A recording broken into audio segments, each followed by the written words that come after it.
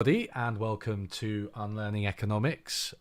It's good to see you all, and it's really good to have Blair Fix with me. So Blair is an economist who blogs at a website called Economics from the Top Down, and I've been following his work for quite a long time, and I'm really looking forward to talking through some of it with him. So Blair, thank you so much for coming onto the stream.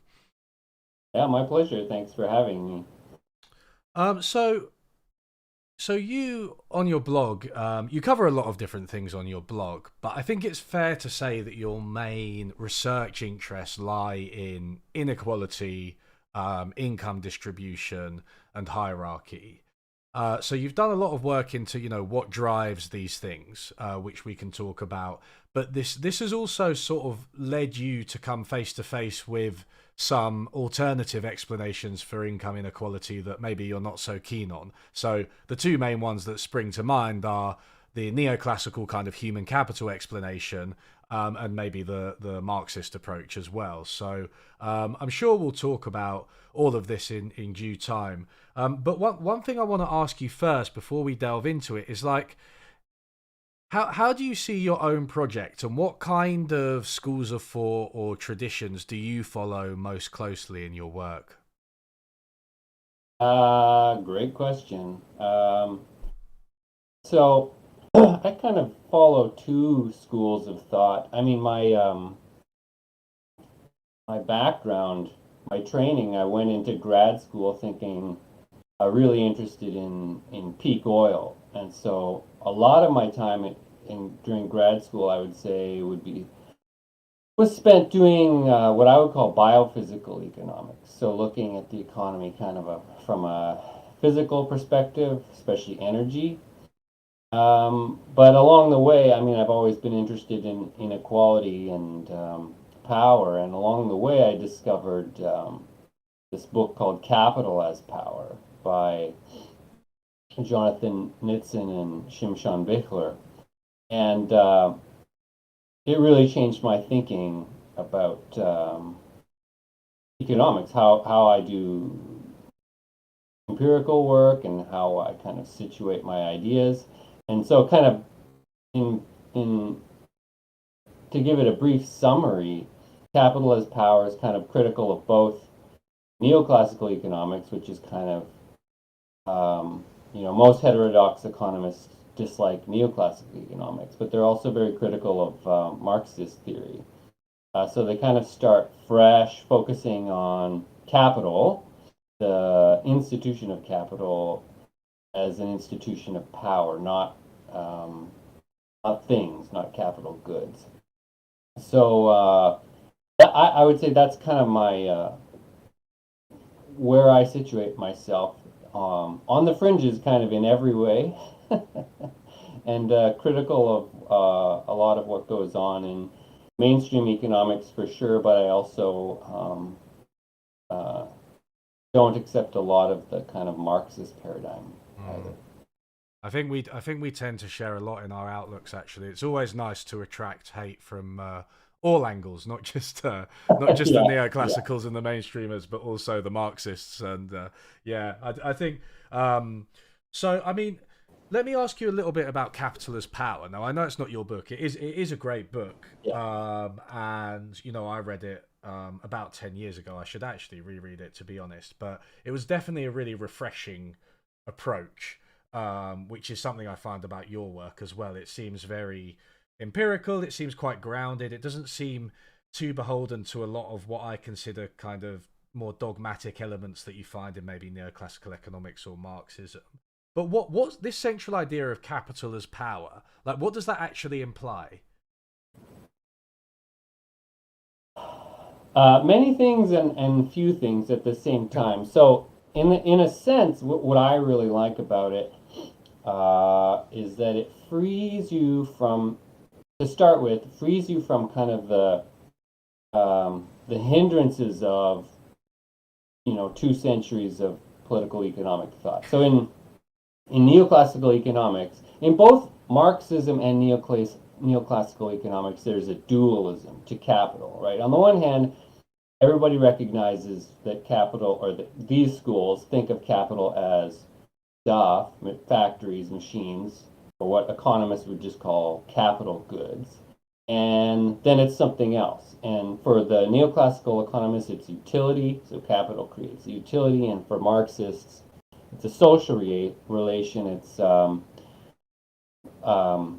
quantity of labor embodied in commodities. So there's this duality. And that duality gets you into all kinds of problems, because when you actually just start to look at how businesses treat their capital, they don't really care about the physical stuff. All they care about is their income. And so when they're capitalizing things, and what they're doing is taking an income stream and converting it into a present value. So that's capitalization. And of course, neoclassical economists recognize that this is what capitalists do. Marxists pay less attention to this. But the problem is that they look at this formula and they say it's a duality. Yeah, they're capitalizing income, but this income is coming from productive capital. And so what capital as power does is basically slice off this dichotomy and say there's only the income stream. And so in one sense, that's not very radical, because it's exactly how the capitalists think. They just care about their income and capitalizing it in a present value. But what capital as power says is, behind the scenes, this is about power. So it's about property rights and power. So the ability to earn an income in this view is fundamentally negative, because it comes from restriction, right? If I have property but I can't restrict access to it, for instance, say open source software, you can't make money by selling, or it's very difficult to make money by selling open source software because there's no property rights around there. But once you enclose it using property rights, then you can earn income from it. So the starting point is that the act of earning income is about power. So that's kind of the core thesis. And then from there, there's all kinds of interesting empirical. What I really like about it, I like that thesis that income stems from power. But what I really like is that once you're freed from kind of the classical underpinnings of capital, you can take the empirical research in all kinds of new directions and kind of focus on competition between capitalists. So when you look at the stock market, you can study it in terms of a power dynamic, like what stocks are going up relative to other stocks, and treat this as a power dynamic. Yeah, yeah. It's quite disarmingly simple, isn't it? I think, to say, okay, let's forget about these really difficult to measure, or maybe even unobservable quantities like physical capital, and you've got other things which we'll probably discuss, but there's like preferences and technology and labor values and all these things that underpin the alternative theories. Whereas what the capitalist power thesis does, it says, no, okay, let's look at the actual observable profits, the performance of companies, of stocks, these nominal values that you can see that are reported all the time, all of these details. And then you can proceed from there into a theory of how capitalism works, which just strikes me as more empirical from the outset. Right? Yeah, and it's so Jonathan Nitzan, who I studied with at York University. It's funny because when he finished his PhD in 1992, he went and worked for an investment company. Basically, he was writing reports for investors for 5 or 6 years before he was able to get a university job. And I asked him, like, what did you do? And he said, I do the exact same thing as I do now. I analyze the stock market. And so when you look at what investors care about, it's the money. They care about the flows of money and what's going up, what's going down. And he basically said, I just wrote about that without the kind of radical undertones that this was about power. And so when he started writing about his own research at a university, he basically just took kind of that analytic approach and then added the power underpinnings. And so that's like that's just a hypothesis that underlies it. And I think it's what's nice about it is that it's not tied to, well, I'm biased probably, but I don't see it tied to anything dogmatic. Um, that that has to be true from the outset in the way that I find neoclassical economics certainly, and also unfortunately Marxism, they kind of from the outset had an element of dogma. And you were talking about schools of thought that were formulated when there was virtually no data about the economy. So of course, like why would we be surprised that they get stuff wrong? Um, but unfortunately, it seems like economics doesn't progress like other sciences, where people hold on to these old ideas that maybe were never good to begin with. Yeah, absolutely. I mean, it does astonish me how much people cling to these things. And I think one thing that I always try to do on my channel is just to, point out that a lot of these big ideas, a lot of these big theories in economics, they have like some pretty clear empirical and theoretical problems. That Mm-hmm. if you're not completely immersed in the world where you just see everything through supply and demand, for example, if you're not immersed in that, then the problems are pretty clear. They're simple empirical tests can reject these Mm-hmm. theories, but unfortunately, it's not as simple as showing people that. Yeah, and what I also find fascinating too is just the ideological part of it used to be very clear. I mean, Marx was always very clear about his ideology in his writing, and I actually like that. The early neoclassical economists were also very clear. So, for instance, when John Bates Clark, who kind of created the theory of marginal productivity, theory of distribution, he says right at the outset that he's setting out to prove that in a free market, essentially everybody earns what they produce. So like it's theology right from the start. There's no data. It's a abstract mathematical proof from the beginning, and he sets right away that this is what he wants to prove. And this kind of gets lost as you look at economic textbooks.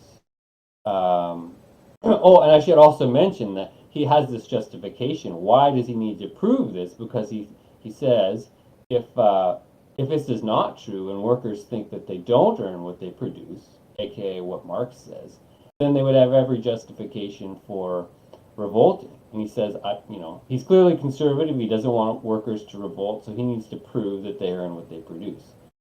So it's ideological, and but this gets lost in economic textbooks. It's just kind of presented dryly, almost like a physics textbook. This is just the way things are. It is quite striking that historical tidbit, isn't it? That John Bates Clark literally came up with the theory of marginal productivity, which he interpreted as, everyone gets what they deserve, essentially, which is wrong, by the way, and maybe we can talk about that. That's actually not the right way to interpret it. But that was his purpose from the outset, was to justify the existing income distribution. It's like, well, how do you hope to end up with an honest theory of what determines income when you go in it with knowing your conclusion? And this will annoy plenty of people, but I think, to be honest, Marx, although the road there was much longer, I think there's some similarity in that, coming from the opposite direction. I think he kind of already made up his mind, and you just end up with theories that are just very obviously biased. Yeah, absolutely. I think Marx is a very interesting person because I kind of think of him as two different people almost. He was a historian and a political commentator, philosopher, and all those sides of his writing are fascinating. Mm. Um, he was also obviously a revolutionary, and then he was a scientist, and in his science he was, I think, a bad scientist. He basically started with an assumption, which I mean you have to have assumptions Sure. in science, but it was one that turned out to be, I think, a very bad assumption, the labor theory of value, and he just assumes it right from the beginning of Capital. He just I assume. basically, he doesn't say it in these words, but he assumes that the labor theory of value is true, and then he derives everything else from that. But what is the justification for this? And again, he didn't have data at the time. That only came with the national accounts in the 20th century. Um, so it's very tenuous from the beginning, unfortunately, and that because he then tied so much of his commentary to the labor theory of value, kind of undermines the rest of what he did, unfortunately. Hmm. Yeah, it's interesting, isn't it? I mean, the supporting socialism really doesn't have to depend on believing the labor theory of value. You know, to be a socialist, to be even a No. communist, whatever, no matter how radical you want to be, it really doesn't depend on the labor theory of value at all. But I think for a lot of people, it seems like giving up the labor theory of value would necessarily threaten all of those political beliefs, which I think is a Yeah, massive shame. and yeah, I think, for instance, the cultural Marxists still are tied to the idea that capitalists are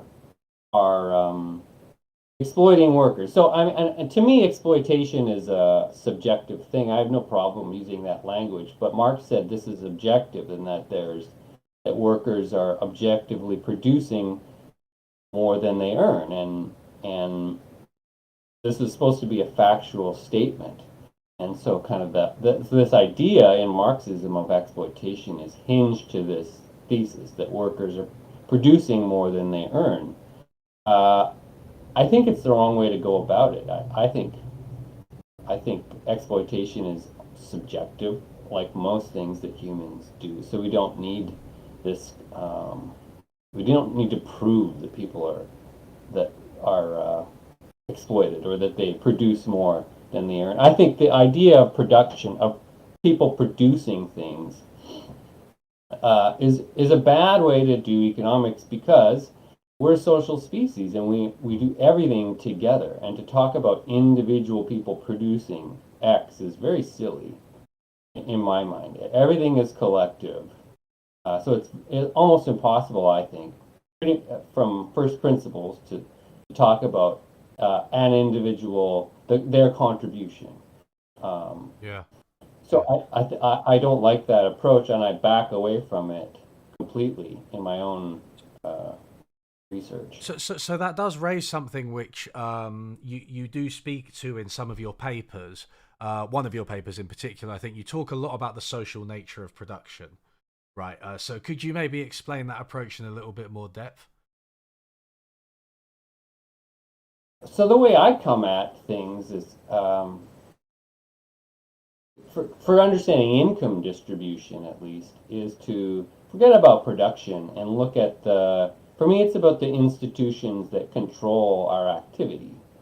Um, and in modern societies, those are governments and corporations. They're big hierarchical organizations. We all know that they're hierarchical.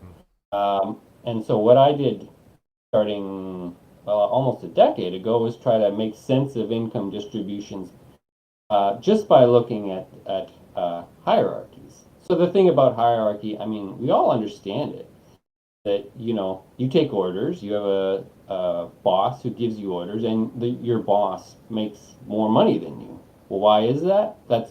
Just that's the simple answer is that's the way it is. It's the what we accept about the way hierarchies work. If somebody has higher up in the chain of command, it's just a social norm that they're going to earn more money than you. Although, how much more can change. And so these are all social decisions, but they're about power, right? As you move up a hierarchy, very clearly you accumulate power. So what I've tried to do is with a very simple quantitative theory of income distribution, where I model or use empirical data on hierarchies, so the chain of command.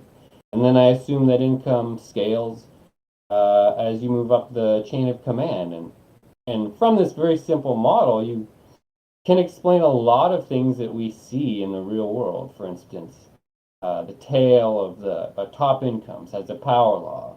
Maybe we can talk about that if we want to, but it's a very simple mathematical relation between income size and the number of people with that income. And it's universal. Income distribution always follows a power law at among the very rich. And so the question is why? Well, I have models that show, well, if we have hierarchy and income scales as you move up the hierarchy, then you get a power law distribution of income. So that's the approach that I've taken. It doesn't really talk about production at all. It's just purely income and then these models of chain of command. Yeah. Okay. So, in your paper, I mean, there's several of them, but there was one original one, your paper on hierarchy. There were, as far as I remember, there were kind of three empirical findings, right, that you used to support your idea that hierarchy determines personal income. And these were one, the correlation between personal income and hierarchy, just at like a broad cross sectional level, which is pretty tight. Then you also looked Mm-hmm. at the change in hierarchy, so when people get demoted and promoted, and whether they get a change in income. And then the final one was about the dispersion, right? The signal to noise ratio. How much information does knowing someone's hierarchy, position in the hierarchy, give us compared to other people? So could you talk us through those empirics and why we should believe your hierarchy theory of income Right. distribution? Well, so it starts with case studies. So the funny thing about hierarchy is that even though it's very ubiquitous, it's not well studied. And in some sense, that's easy to understand because companies don't want to give up their payroll data. So, but I have found a handful of case studies of hierarchy and kind of use them to draw conclusions. So one thing you can do within these companies is basically look at how strongly income scales with hierarchical rank. And so this is what you were referring to as the signal to noise ratio. So in one of my papers I went through, I just tried to find a whole bunch of traits that might affect income. So the one that economists really love to focus on is education. But you can basically take your pick of personal traits, sex, race. I mean, they're all. It's not nice to say that these things affect income, but they do. And what you can do then is use a signal to noise ratio. And what that means is that you look at how much income varies between groups. Say, how much does income vary between people of different education on average? And then you look at the noise within the group.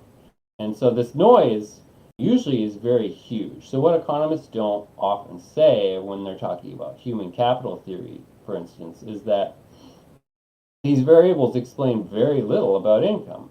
So if I have a high school or if I have a high school education and somebody else has a PhD, on average that person with the PhD will earn more income. But within those groups, there's huge variation. So you can find high school people with only a high school degree or diploma who earn way, way more than somebody with a PhD. So that's this within group dispersion. And what I did using these case studies was try to compare these using one measure. And I found that the factor that dwarfs all other explanations of income is hierarchical rank. So this is all, it's based on, I would admit, very limited case study evidence, just because we don't have good data on income within hierarchies. So that's one angle that I've taken, kind of just looking at the signal to noise ratio. Then I built a whole bunch of different models from that to try to kind of tease out more details. So that's a whole rabbit hole. I don't know if we want to get into that. Um, but and then I should just say, just in within one company where we have a lot of data.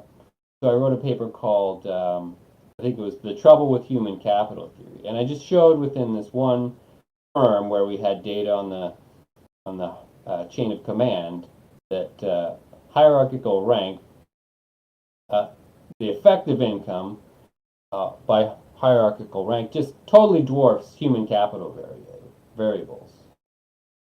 So this is a kind of a big problem for human capital theory, right? Which proposes it's basically an extension of neoclassical economics. That you earn more money if you're more educated, if you have more human capital, because you're more productive. But it just, when you look at all the explanatory variables, like hierarchical rank, and then assume, well, yeah, it just doesn't work. It's not the strongest explanation of income.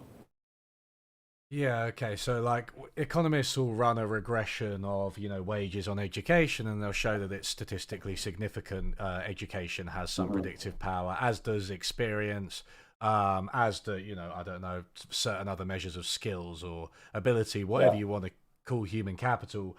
They do have predictive power, but what you're saying is there's a very high variance here, right? Like it's the noise is actually very high compared to the signal. And if you've got two people with degrees, for instance, they, one of them can earn like the below the national average income, and one of them can earn six figures, right? And that dispersion tells you that actually human capital is not that great a predictor of personal income. yeah, and the economists who created human capital theory um, knew this from the beginning, right? I'm forgetting the guy who wrote the first human capital theory. His name starts with an M. Mincer. Anyway, Mincer, thank Was it you. Jacob Mincer? I can't remember. Yeah, Yeah, yeah. yeah. He wrote a theoretical paper basically proposing human capital theory that education would explain the distribution of income. And then later on, he did some empirical work, and he basically admitted in this paper in, I think, 1971, that it just didn't explain the bulk of variation in income. And if you think about it, so extreme examples, CEOs are always extreme examples. If you look at Fortune 500 CEOs, what are the traits that unify them? That could plausibly explain their extreme incomes. It's not education. They're slightly more educated than your average person. Many of them now have master's degree, although historically they didn't.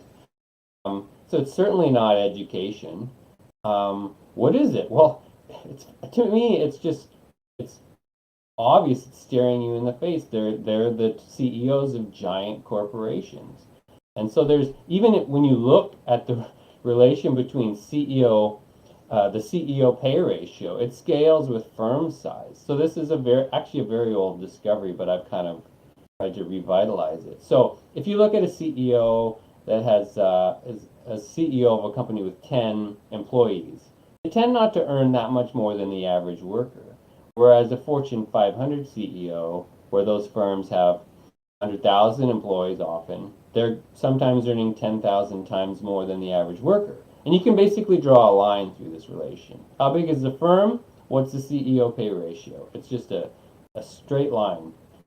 Um, and I think this is just about power. Why do people at huge firms earn more income? Well, they're at the top of a giant hierarchy. And if you assume that as you go up the hierarchy, income has to increase, usually exponentially, because every time you get a promotion, you get say, a 10% raise or whatever, uh, you end up with this relation. Um, and this is not my discovery at all. It was actually Herbert Simon, who's not a radical economist, um, wrote up the first kind of uh, hierarchy model, I think. And he wrote it up, and it was, I think people are aware of this paper. Obviously, Herbert Simon, he won a Nobel Prize, so he's not unknown. But this side of his work was more or less ignored because I think it just doesn't fit with um, neoclassical economics. It is remarkable how little attention there has been paid to hierarchy. It seems like such a simple insight, like as we've said, and there's just no data on it. I mean, let me push back a little bit because I guess one of the real issues with any theory of income distribution is that you often get a kind of circularity, right, don't you? Because you end up explaining income by income, and you've got a lot of very highly co-correlated variables. Like income and costs, and you've got like and even education and experience, and arguably hierarchy. So, I mean, what would you say to somebody who said, "Look, okay, yeah, you found that hierarchy explains income. You found that okay, so people higher up in an organization, people who are bosses earn more money than people who are workers. Like, so what? Isn't that just obvious? Does that actually get us anywhere in terms of, an interesting and novel theory? So let me take the long road to answering, because the Sure. biggest pushback I get from my own work is that, yeah, sure, there's returns to hierarchy, but that's just about skill. And in a sense, this is impossible to disprove because there's always unmeasured aspects of skill. And if you say, well, there's something you're not measuring, that actually explains the returns to hierarchical power. Um, I can't really respond to that because all I have is the data that's available, and nothing measurable that we have can explain the returns to hierarchical power. And then on the other end, so to get back to your question, yeah, I mean the problem with I can build really simple models that we basically start with what we observe, that income grows as you move up the hierarchy, but it doesn't explain why that happens. And uh, I can tell you what I think. I think this is a fundamental part of social organization. So there's no simple answer. It's culture. We have a culture in which, to start with, it's almost unthinkable that there would be no returns to hierarchical rank because that would undermine authority, right? Say, I want to give you orders, but you look at me and I earn, let's say, 50% of your income. That undermines my authority. Why?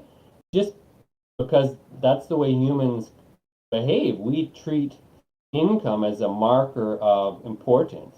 And so to have authority, you have to earn more income. I think almost, I hesitate to say by definition, but just if that's the way we treat status. And so these are very, I think, deep questions about human society, human culture. I don't get into them in my own work because I'm mostly a quantitative guy, but in the background, they really, really interest me. And I think if we studied hierarchy in more detail, we could tease out these, what are ultimately sociological questions. And the best way to do it would be to look at different, probably, countries. Like people always raise the example of Japan, where we have the same hierarchy, same corporations, but it's just unthinkable there that a CEO would earn 1,000 times the average worker. And so, why is that? I don't have a great explanation other than it's obviously something about culture. But culture is such a messy thing to study, right? So I kind of admit that every time I write about my models, I say, look, this is a quantitative model, basically taking what we observe and trying to Mm. tease out implications. Why we observe, why hierarchy, why does income grow in a hierarchy? I don't really know, other than that it just does everywhere we look. Um, Mm. it's a kind of Yeah. a question, like the similar question is why are kings rich? Yeah. Yeah, I think. I mean, someone in chat is saying maybe you could call it ideology uh, instead of, or as well as culture. What you're looking for, To me, those are the same. Those are synonyms. right? But Yeah. yeah. Okay. I mean, what would you say to the argument that hierarchy represents not necessarily a form of skill or human capital, which I think, just to hammer home this point, and your paper on the trouble with human capital theory, and there's a talk on a lecture on YouTube on the same topic, is really good. And you point out that this skills explanation. We've said that the observable variables, education, experience, ability, whatever, they actually have quite low predictive power over personal income. Hmm. Then what you get from the sort of hardcore human capital theorists, and you get this in economics textbooks. I think you quote Mankiw, is like oh well, it's some unobserved human capital, and at that point it's unfalsifiable, right? So that's Yeah. not a very satisfactory explanation. I think you're right. But what about the argument that, say, hierarchy is some measure of importance? You know, the higher up someone is, um the more their decisions matter. And if you're, let's say, I've heard this argument in defending CEO pay. uh Yeah. CEOs are, they're in charge of big corporations, lots of market value. Their decisions make a difference. They can make that much difference to the bottom line of the company, that they're paid commensurate with that. So in that sense, hierarchy does track, importance and impact in some way. So again, these are comments that I get very often. The way I find it useful to frame it is get out of capitalism, because as soon as we're thinking about capitalism, we're carrying the baggage of capitalist ideology. And for me, the core of capitalist ideology is that it's about productivity. So neoclassical economics. There's something about that person at the top. They're more important. How we quantify it, that's wishy-washy, but they deserve their income for whatever reason. They're more important. And my response is always, let's get out of capitalism and go to feudalism. Because uh, in my mind, there's not a huge difference between capitalist hierarchies and feudal hierarchies. There's some, obviously, we use money more in capitalist hierarchies. And also, we have jobs. But fundamentally, in terms of hierarchies, it's all just a chain of command.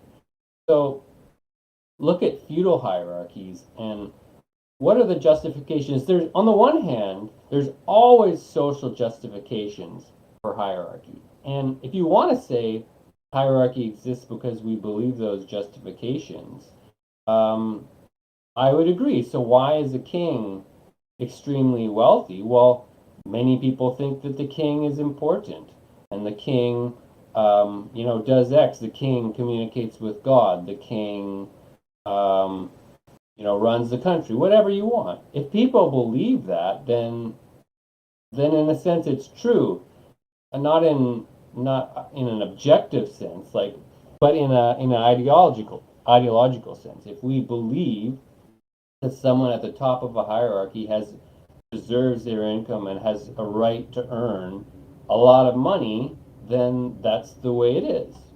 Um, that's one side of it.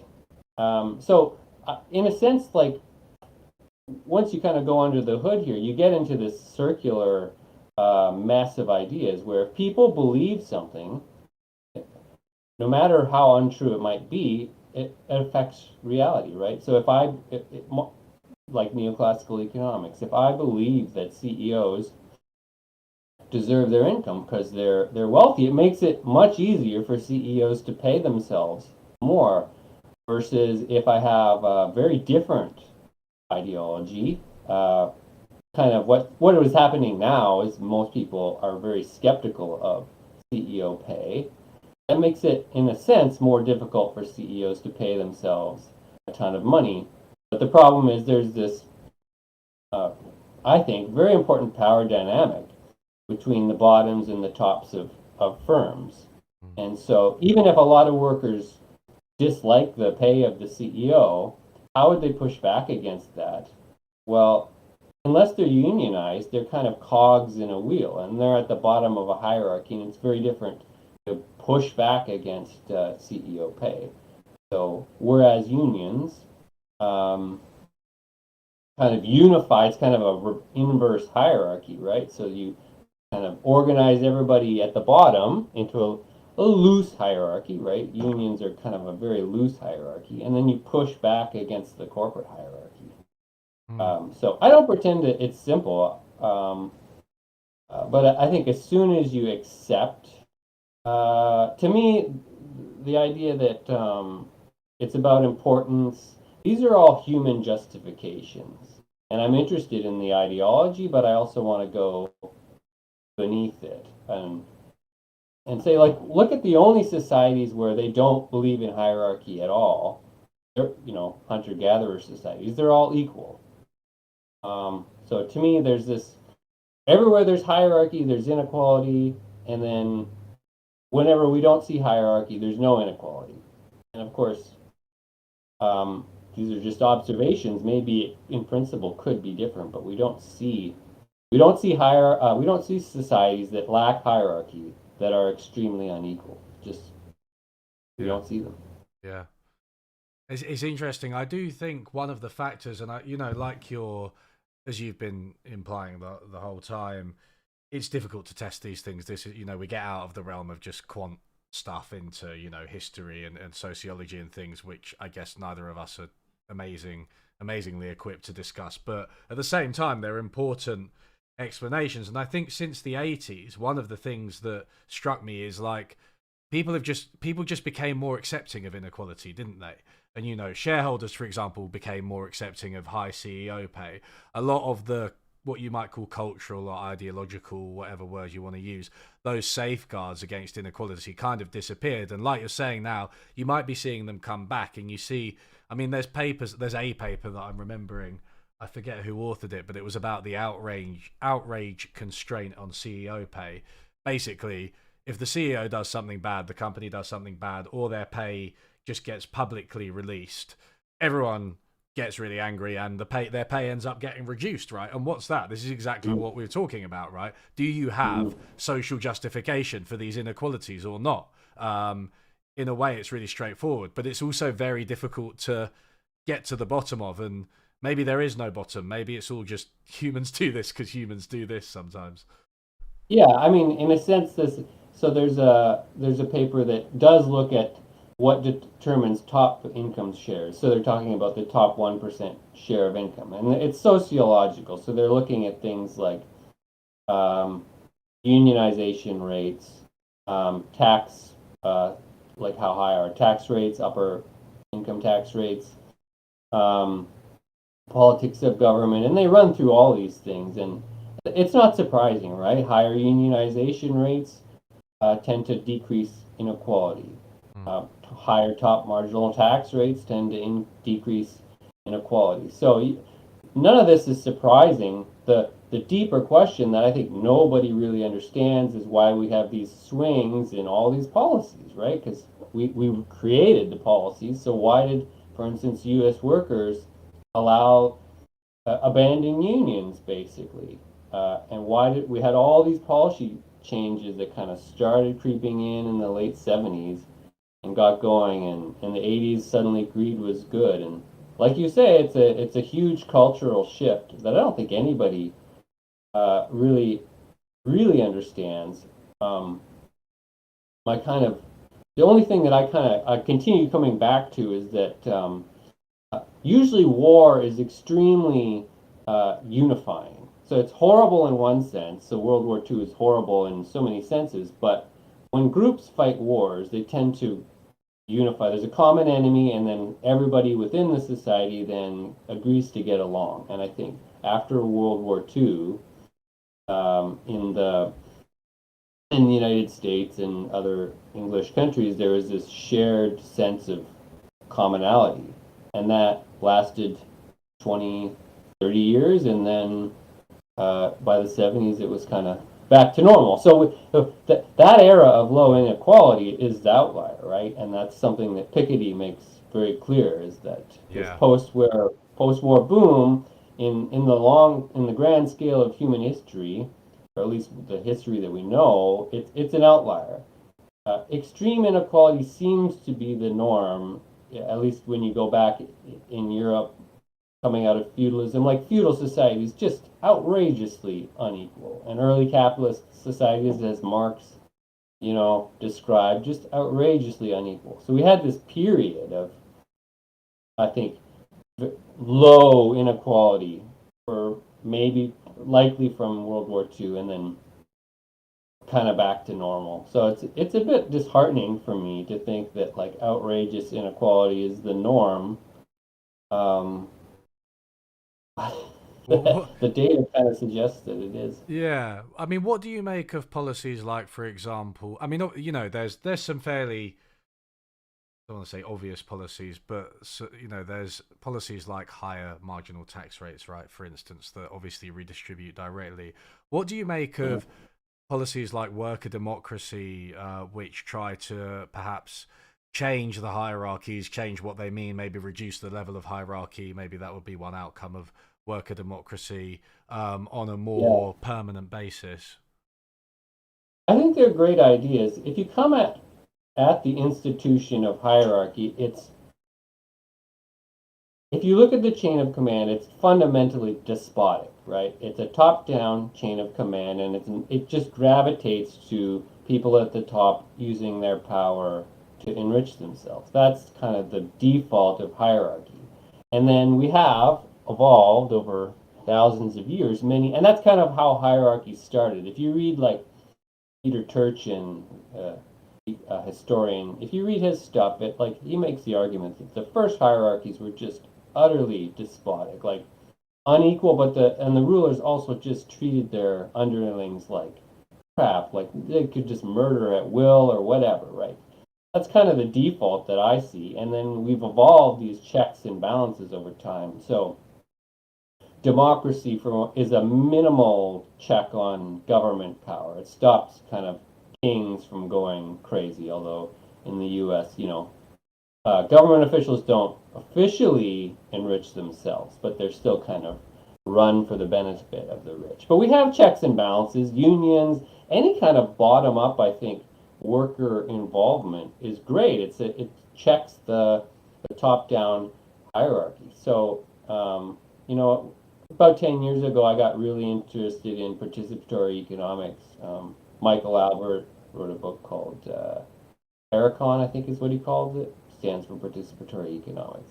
It's basically, he talks about having the nested structure of hierarchy, because you do, in a sense, have to delegate decision making, because we can't all make every decision.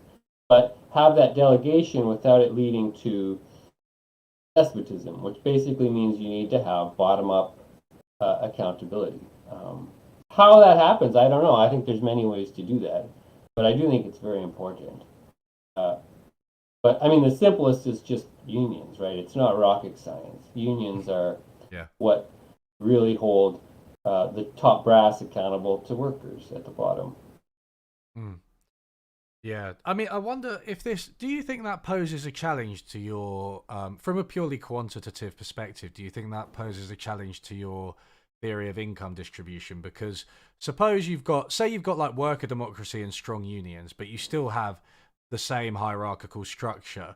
Would that not necessarily, or probably not necessarily, probably reduce the level of inequality, even though the hierarchy had stayed the same nominally? Uh, Well, I don't think that the hierarchy has changed the same. This has stayed the same. This is not something that I've been able to model, Mm. but I have described it qualitatively. That there's two. You want to talk about power? You can think of it in very simple terms as having two dimensions. On one dimension is just the raw number of people who take orders from you, and that's the way I've modeled hierarchies, because that's the simplest data to get. But then on the other dimension is the strength of your control. So think of the difference between uh, Twitter followers. There's an element of power. If you have you're Elon Musk, say, and you have 100 million Twitter followers, you can broadcast your ideas to a lot of people, but obviously they don't listen to you most of the time. So that dimension of this, you have maybe a lot of people under your sway, but the individual control, is very minimal.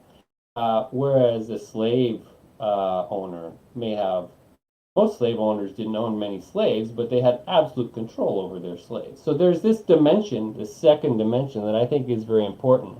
And so you could, like you say, still have a nested structure, which we would call a hierarchy, but with much reduced control over individuals. So if I say vote to have my uh, manager, say that all the people under a manager vote to have that position filled, that immediately reduces the power of that person, and say they can be recalled at any moment. So you still have that nested structure that I've modeled, but the strength of the power relations are reduced. How do we measure that Mm. quantitatively? I have no idea. So It's you're something that we yeah. could think about. So that's maybe the missing link in your modeling at least is like you've got the hierarchy, you've got the the workers, then the managers, then the boss or whatever, but the Yeah, links between them, the yeah. strength of the So power this is an relationship. element of, yeah, absolutely. Like, in a sense, I'm using kind of network theory. A hierarchy is a network, and Yeah. everybody who models networks knows that, in a sense, you can model it with nodes and segments joining those nodes, but that's a very simplified version of the real world human relationships, right? Human relations can have all these kind of very complicated dynamics that most of the time social scientists just don't bother with because it's just too hard to understand. We don't have data, um, but it's important to acknowledge. I mean, how do you know, like, how do you measure? I mean, even defining power is difficult, right? And you mentioned this in one of your papers as well. And, like, how do you measure the power one person has over another? It gets extremely difficult. I mean, I don't know. What are the best attempts that you've seen? Well, uh, that's where my research, I just ignore the things that we don't understand and just go for raw numbers. So, Mm, and fortunately, the raw numbers are so enormously varied that you don't have to argue much. Say, if I'm a CEO of Walmart, I have 2 million employees, or 2 million subordinates.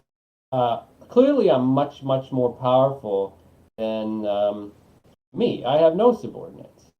We can quibble about the strength of the power relations and how much Walmart CEO controls individual people, but clearly they're more powerful and than me or some small business owner. And that's the interesting thing about our hierarchies is that there's such extreme variation in size. So most people, it's interesting, most firms are very, very, very small.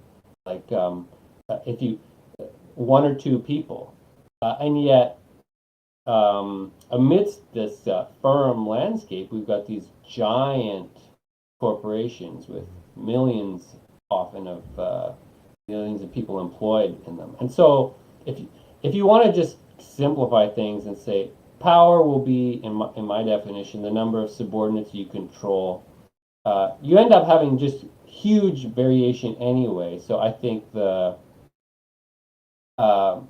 the subtler elements of power, it's reasonable to ignore them. Doesn't mean we would want to do it forever, but since we don't have data, like this is always the problem with modeling. Like, what do we ignore? Because the real world is just too complex to include everything, and we don't have data. So what can we plausibly ignore? And I think I make the argument that this is something that we can ignore. That these subtleties of power dynamics, let's ignore them. Let's just count subordinates.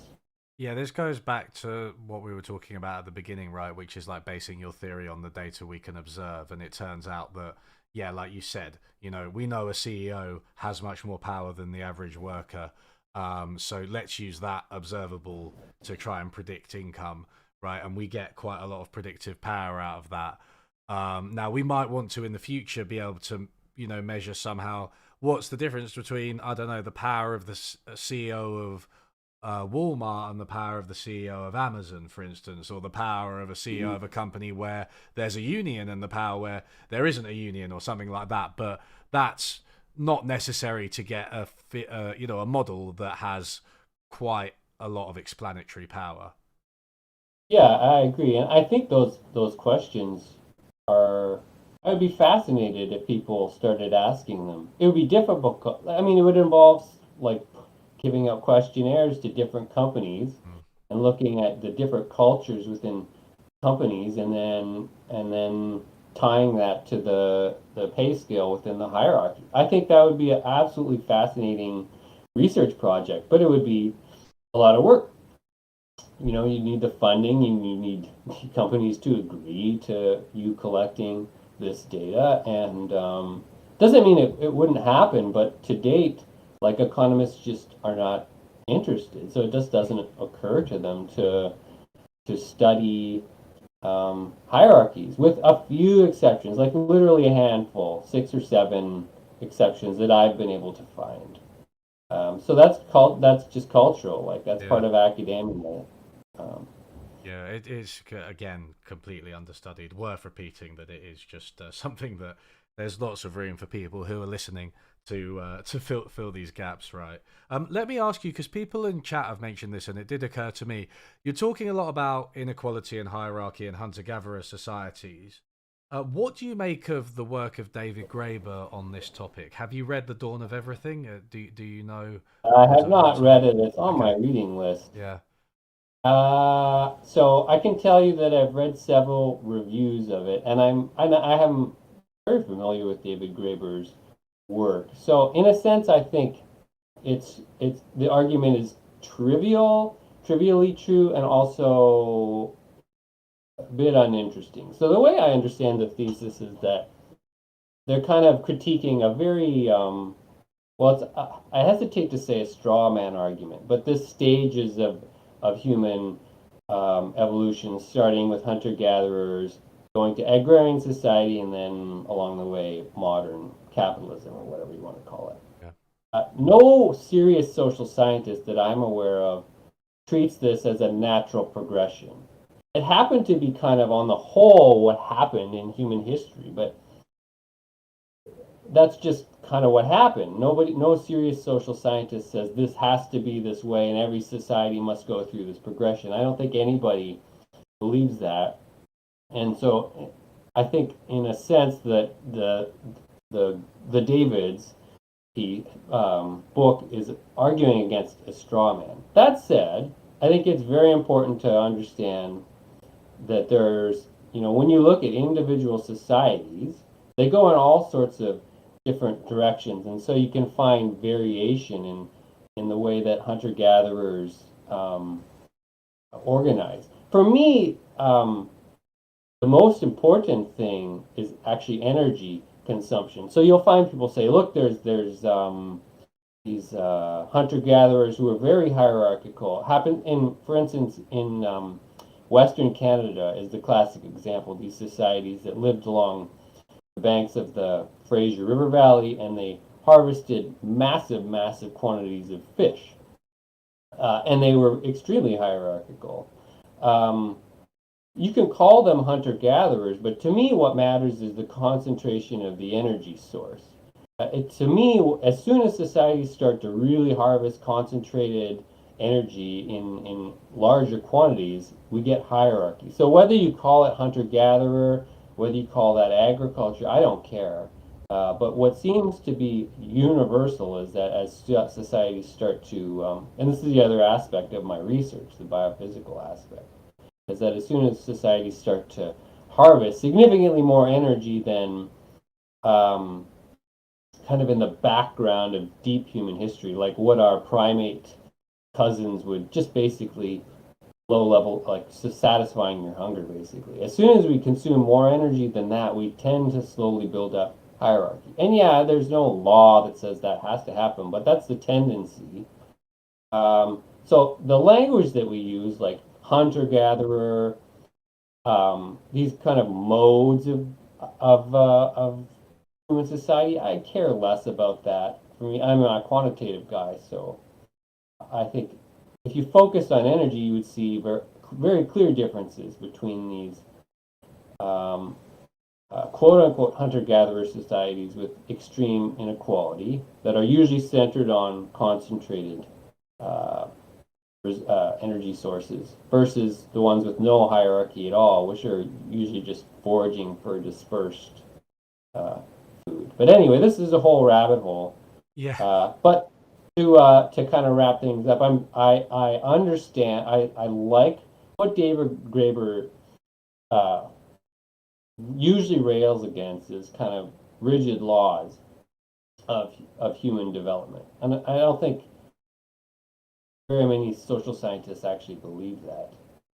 Um, but it is important to say that there's exceptions with everything. Especially, I don't know that the term hunter-gatherer is particularly useful. But I'm not an anthropologist, so I kind of use it almost as a layperson. Right. Right. Yeah, that makes sense.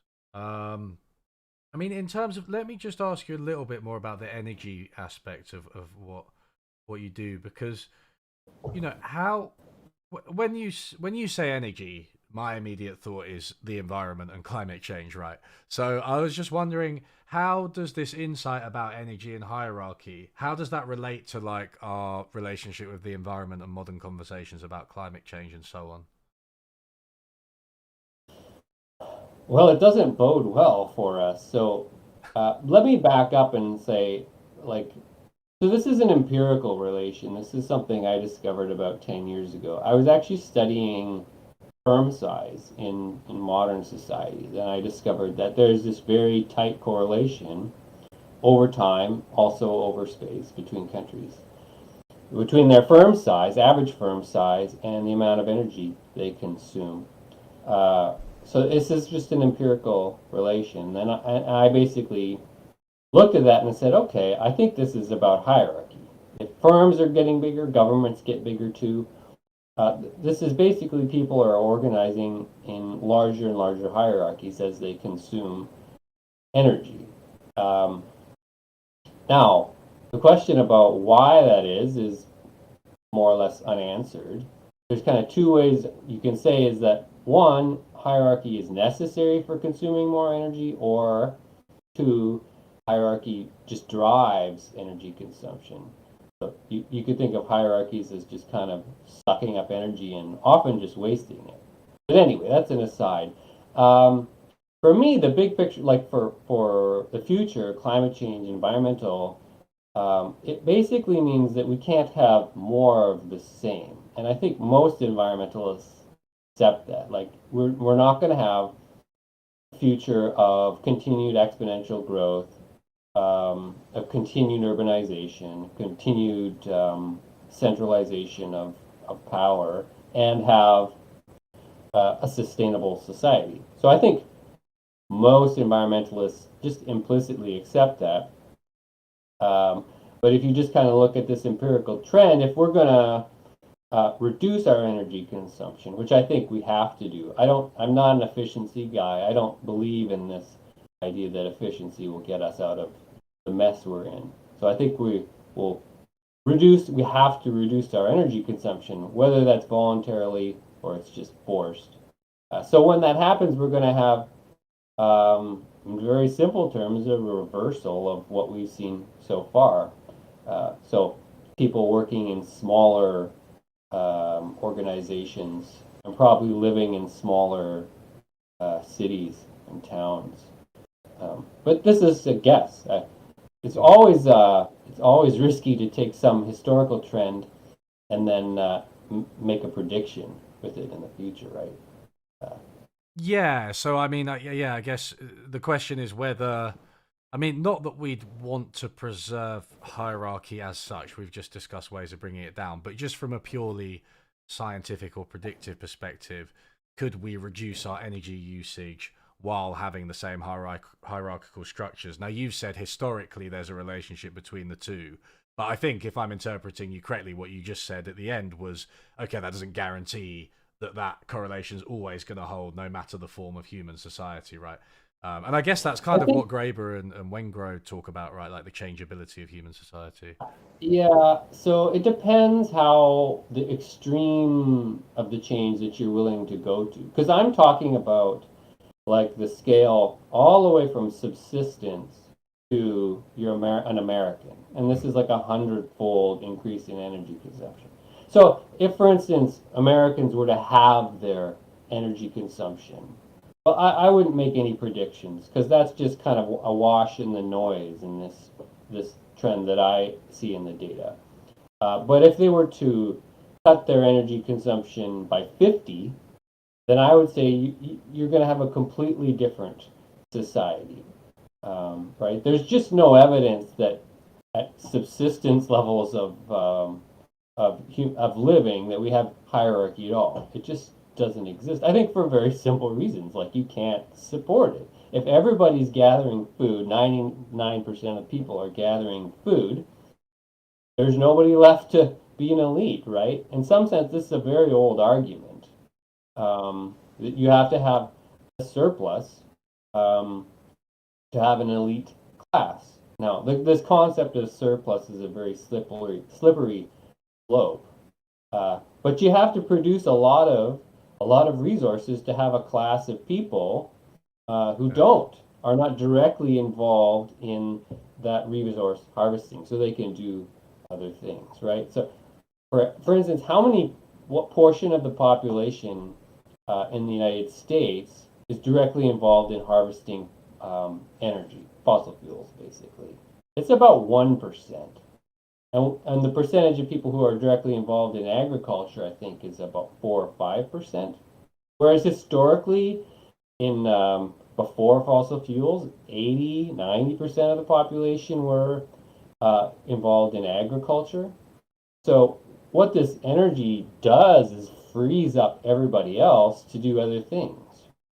So I sit here on my computer doing research, and I don't have to harvest the food that I eat or the energy that I use. So never mind hierarchy, just purely in terms of the composition of society, of what people do. If you want to drastically reduce the amount of energy that we use, it means almost by definition that um, a larger fraction of the population has to be involved in harvesting energy. Mm, That's not necessarily a bad thing, but it means that the society will look very different than our own, probably. mm, mm. Do you think it's the case that the people who aren't involved in direct production of energy, for whether fossil fuels or food, they are more likely to be subordinated, right? Is it the case that the class that lives, without being involved in that kind of direct production usually ends up being the class on top? Or parts of it, I should say. Obviously, there's lots of different parts of the hierarchy to talk about, but like, do you So, think that parts of it end up being the rulers? well, by definition, I think the one way you could define an elite is that they're not directly involved in any kind of, I hesitate to use the word useful, but they're not directly involved in any, they never touch resources. And that's, I think, that's something you could say universally for all human societies that have an elite class. They're doing other things, usually involved with managing other people. Now, then you get into the subtleties of, are these people necessary? Like, there's a functionalist school of thought that say, yeah, even though elites don't literally harvest resources, they're providing a service to society. And then there's the conflict school, largely from Marx, who says, no, no, they're just parasites. Um, so the argument I was making, you can talk about, though, sectors without really talking about elites at all. So, and that's actually the simplest, what we have the most data on is that as these resource harvesting um, sectors shrink, and they do so because we're using more and more energy. So you give a farmer a hoe and they can grow a little bit of food. You give them a giant tractor that runs on, you know, hundreds and hundreds of gallons of fossil fuel a year, they can make a ton of food. Now there's no real exploitation here to speak of. It's just we're taking tools and using substituting fossil fuel energy for human energy, and that frees up then a whole portion of the population to do other things. So you can talk about that relation without talking about hierarchy at all. So you could even say, in theory, this transition could happen without any sort of hierarchy, but it's just historically that's not what has happened. So and you can think about it. There's many ways to think about it. So how, for instance, take the tractor. So how do we make a hoe versus how do we make a tractor? It's a lot more complicated. It involves a lot more people. So we have giant factories with a huge supply chain to make tractors. So that involves a lot of people coordinating activity. And in my mind, once you have you need this coordination. The default way we solve this problem is with hierarchy, right? Like, what is John Deere? John Deere is not a free market. John Deere is a giant hierarchy. And so uh, once we're making very complicated technology, there's this need for coordination. We coordinate with hierarchy. What comes along with hierarchy? Well, often despotism. So you have people at the top who are, in a sense, providing a service. The service is the hierarchy itself, right? We can't, if you don't have a chain of command, the hierarchy doesn't function. So you need this chain of command to get people to do stuff, whether that stuff is useful or not. But to build tractors, you need that chain of command. But it happens that then you have rulers, CEOs, who can also use that power for personal gain. So, in very abstract terms, I think of this in terms of evolutionary theory. So, there's a theory called multi-level selection. It says in anytime there's evolution, whether it's genetic or cultural, there's different levels of selection, and the pressures often go in opposite directions. So, what's good for a group, for instance, if groups are competing against each other, what's good for the group is coordination and equality, usually, because then people are in it for them to benefit each other. Uh, but what's good for individuals, if we select for individuals, is to hoard resources and reproduce as fast as you can for yourself. So there's this conflict always between what's good for groups and what's good for individuals. And I see that play out all the time in my mind with hierarchy. So we organize in hierarchy as a group activity. It's us being social creatures, and then we put that hierarchy to all kinds of uses. I mean, often it's not good. It's just war, right? That's kind of the most basic use of hierarchy, is to build an army and go conquer other lands. But then humans are not perfectly selfless, right? If you give somebody power, you can just kind of count on them using that power to benefit themselves. So it's a double-edged sword. And I realize this is a very long way to answer the question, but we get hierarchy. It seems to come along for the ride when we start using more and more energy. Uh, More and more energy, more complicated production systems as well, and yeah, that tends to come along with hierarchy, I guess. But that doesn't mean that we can't, like we said earlier about worker democracy. It doesn't mean that we can't, try and make it more democratic, manage it, yeah, reduce abuses of power, and so on. It doesn't mean that yeah, it's our destiny to be exploited and ruled over by despots necessarily. yeah.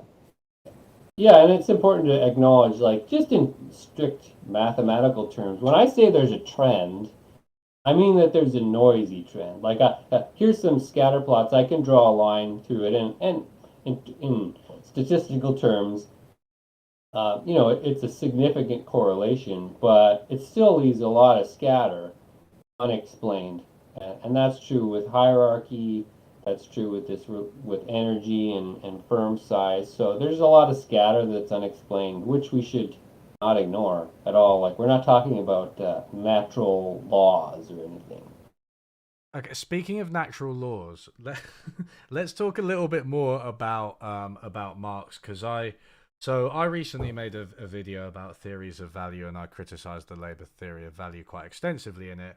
One of the sources I used was actually well, number one, Nitzan and Bickler's exchange with Paul Cockshott, and Mm-hmm. also your blog post, which was basically about that exchange.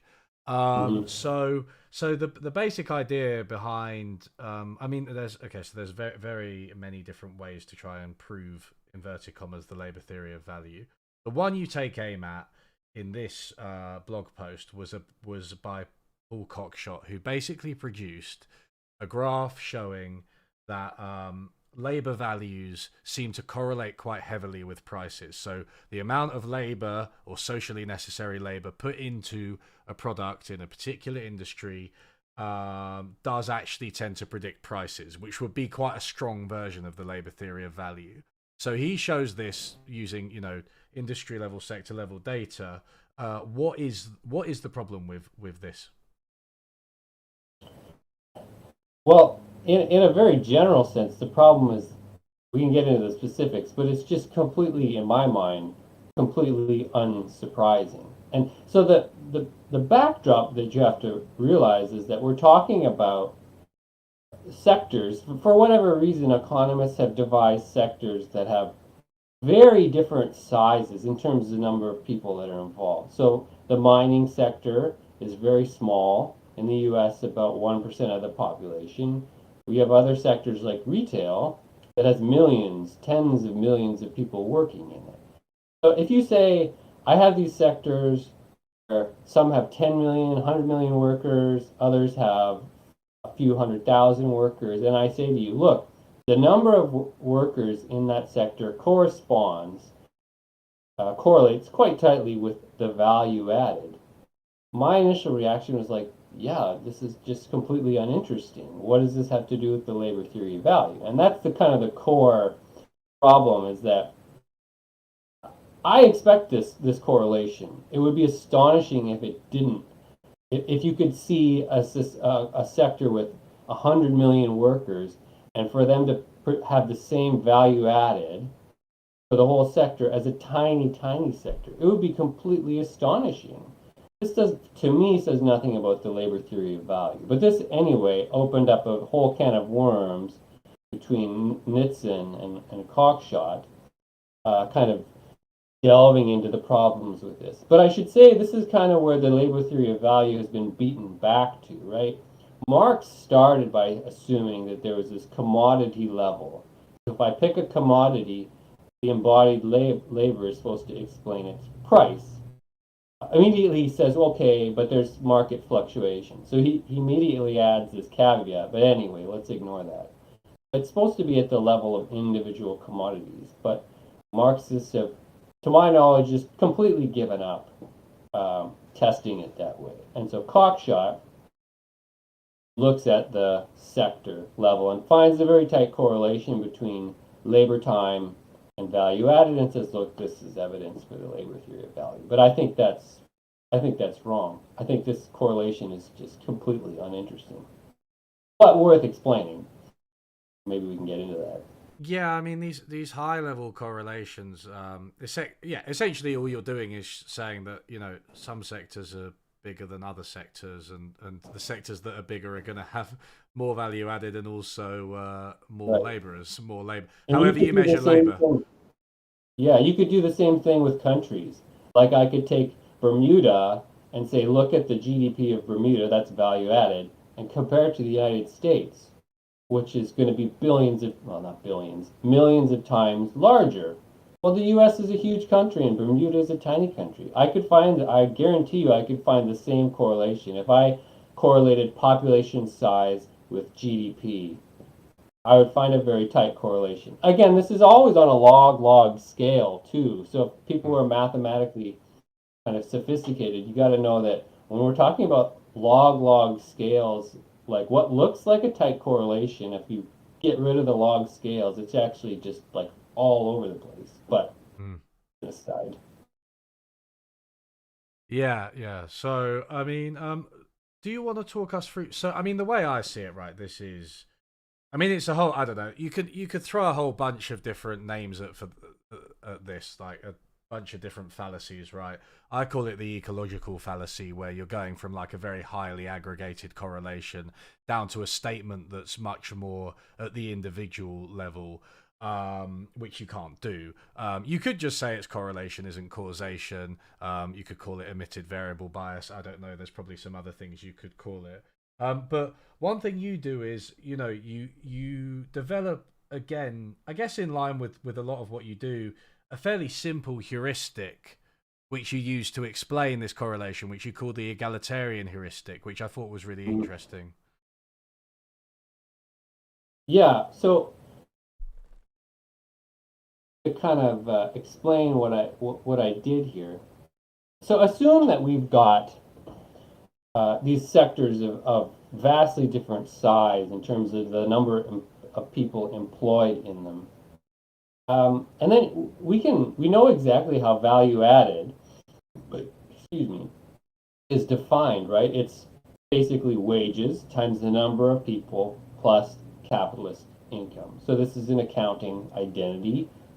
It's true by definition because that's the way we define value added. So I take this accounting definition and I take the sizes of US sectors in terms of the number of people employed in them, and then I just say, like, what is the criteria? What do we need to get a very tight correlation between value added and labor time? And all we really need is very loose, a very minimal amount of equality between sectors. And so what I mean by that is if I go to work at in retail, I might earn a little bit less than somebody who goes to work in I don't know, mining. They tend to be better paid. But what is the actual difference in income? It's not huge at all. So I measure it in terms of the Gini index. So you can measure the Gini index between sectors. And it's usually very, very minimal for obvious reasons. If I can get paid more, like 10 times more by going and working at a coal mine than I could working at a Walmart, I would probably do that.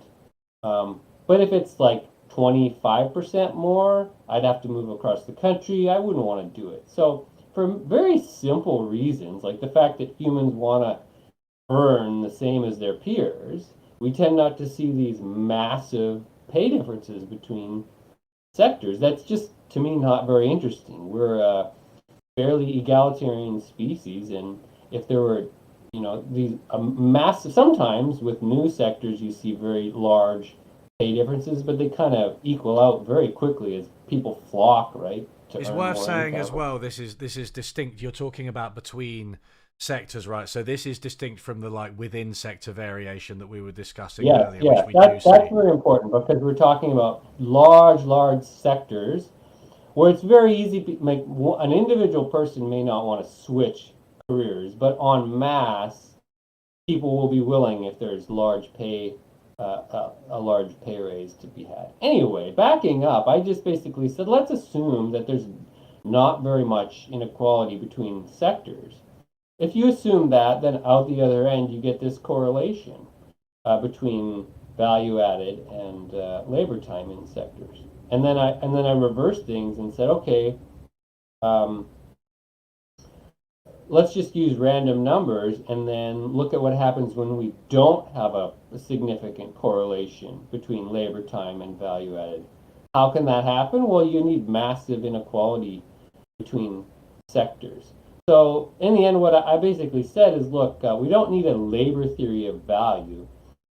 We have this emergent um, correlation that could be evidence for a labor theory of value, or it could just be evidence for kind of a very simple heuristic, which is that people want to earn the same as their peers, and they won't let extreme inequality between large groups exist because we just don't like um, inequality. Yeah, and the level of inequality required to what do you say, not produce a correlation between value added and labor Yeah, would be so high that it's actually yeah. beyond even, I don't know, apartheid South Africa, Honduras, some of the very, Yeah. very unequal societies we see.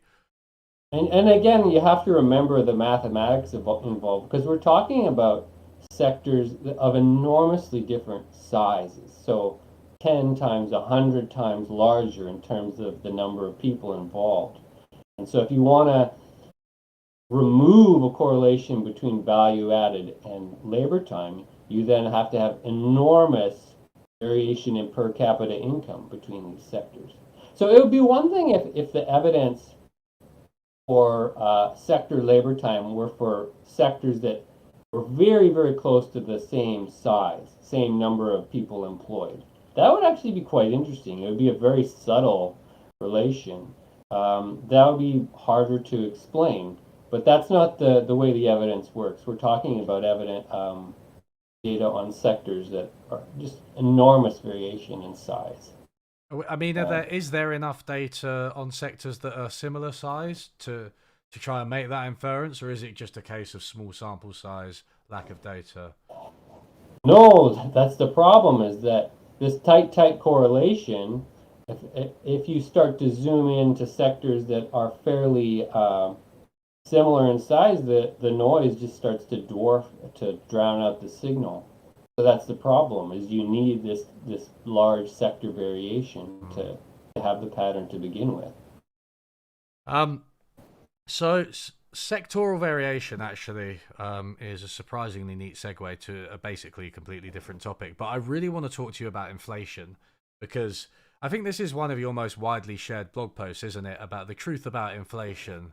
It was it this year or was it last year? I think it was last year you wrote it, and you just updated it recently. I thought this was I really did. really interesting. This notion of, we talk about inflation and everyone's talking about it at the moment for obvious reasons because it's high and it's hitting a lot of people, but we talk about it as if it's one thing. There's a generalized rise in the price level, and that's also how mainstream economists, and to be honest most economists, think about it. But you say, look, it's not one thing, inflation. It's a bunch of idiosyncratic changes, largely from certain sectors, and we need to start thinking about it differently.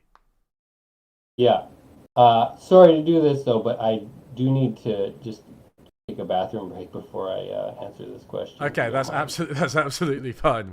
We'll allow you to do And that, then mate. I will talk about We'll inflation. talk One about second. inflation. Yeah.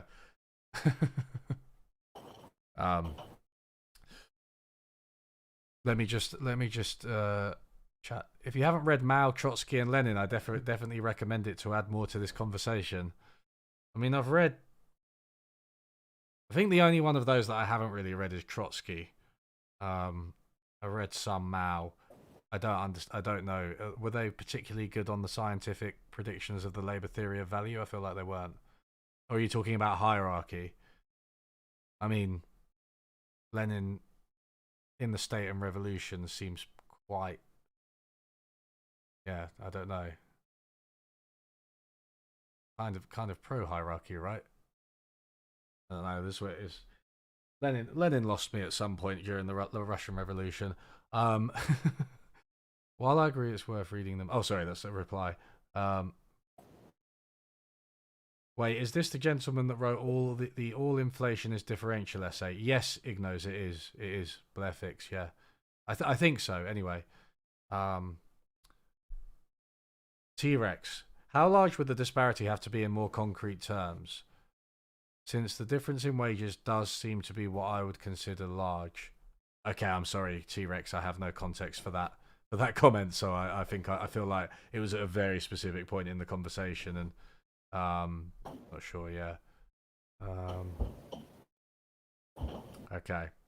All right. Cool. Blair is back. Blair is back with us. Cool. Yeah. So, do you now that you're refreshed, Take a do you stab want to at take a stab at well, inflation? yeah. The simplest way to summarize that is that inflation is not uh, one thing. So what I did in that post is I contrasted the consumer price index, which is a very common measure of inflation, with the actual individual commodities that are tracked, in this case in the United States by the Bureau of Labor Statistics. And they track thousands of commodities. So all I did was take the price indexes for these individual commodities and plot them on the same scale as the consumer price index. And what most people don't know, but what's very obvious from the data, is that prices go in all kinds of different directions. So the consumer price index, in one sense, is just an average. It's just like I said, if I said, what's the average income of Canada? Well, we can talk about that average very easily, but that doesn't mean, and this is the mistake, it doesn't mean that you select a random person that they'll earn anywhere near the average. And it's the same thing with inflation. We can talk about the average change in prices, which is kind of what the any price index measures, but that doesn't mean that individual commodities behave anything like that index. So what I showed is that there's just always this enormous noise around the consumer price index. So that's, in a sense, not a problem. It just means that any talk about inflation has to be put in context of the variation among individual commodities. And this is something that scientists understand very clearly, like natural scientists, I should say, whenever they report a measure of central tendency, like the mean. The mean size of this animal that I'm studying is X, and then they'll report the variation. So they'll have this standard deviation usually, and that's just standard practice. If the mean is surrounded by a lot of noise, you have to report that noise. But economists don't, right? So if you pick up a macroeconomics textbook, you'll think that inflation is just a uniform increase in prices, and that's how economists treat it abstractly, and that's made easy by the fact that statisticians, government statisticians, usually only report price indexes. They very rarely report the movement of individual commodities. So it kind of plays into this bias. So all I did in that piece was say, look, this is the way actual commodities behave. Um, and yeah, there's still inflation. There's still kind of an average increase in prices, but very hard to explain the movement of individual commodities. They're moving all over the place. Yeah, I mean, Energy like, prices. yeah. Sorry, go on. But I was just going to say, energy prices are sky high right now, especially in Europe. North America is a bit more. Uh, the prices haven't gone up as much. Now, what's driving that? Well, it's clearly war. Mm. Uh, but there other commodities, for instance, like education, have had hardly any change, and so the question is why? Well, there's you're going to have to dig into things to explain these changes rather than and the point I make is that when you look purely at price indexes, you can blame it on the supply of money. You can say, look, there's inflation, we've got too much money. But if you actually look at the reality of the way individual commodities are going every direction, it's very hard to say the problem is too much money, because then you're left saying, well, I have too much money, but for some reason it didn't affect commodity X, Mm. but it affected commodity Y, and just a big mess. Yeah, I mean, yeah, I was basically going to say something similar, but like, if you look at the past 30 years or something, you look at like digital goods, so smartphones, TVs, and everything like that, they've gone down Yeah.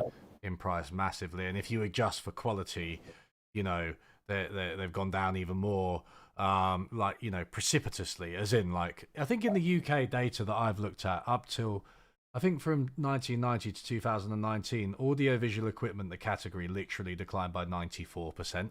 And then you want to tell me that's the same as like what's happened to education in the UK in the past few decades, because that's gone up by 300% or something like that, because tuition fees have been increased, right?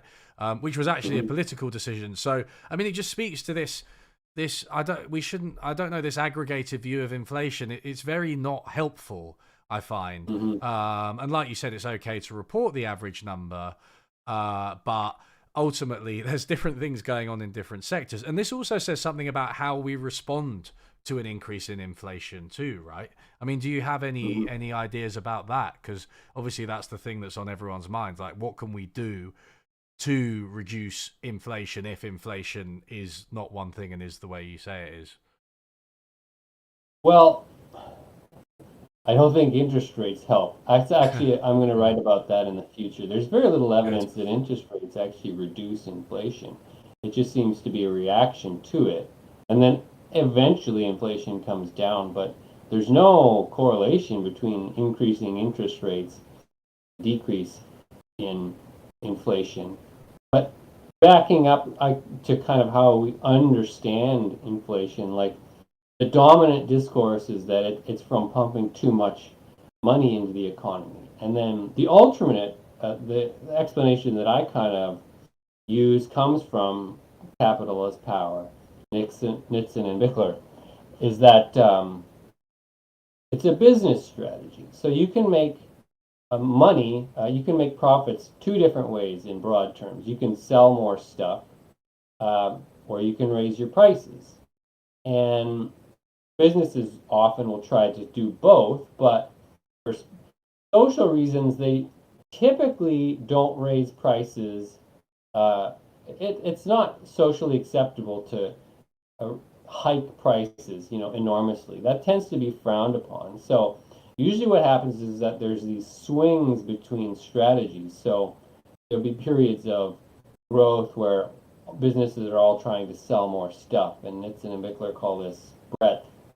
And then there are swings to the opposite where businesses on a whole are just trying to raise prices, and this is called depth. And it's a herd behavior, and that's what's important. You need to understand inflation, in my mind, as a strategy.